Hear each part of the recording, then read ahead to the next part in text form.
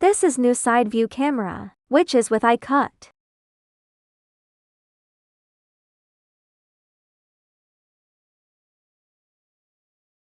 In the middle is the lens, with 2 eye lights above and below, plus a photoreceptor.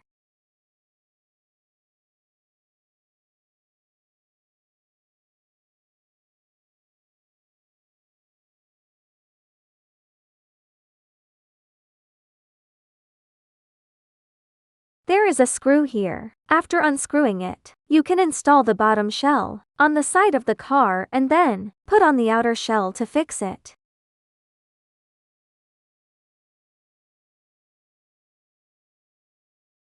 There are 2 screws on the side of the housing to fix the camera.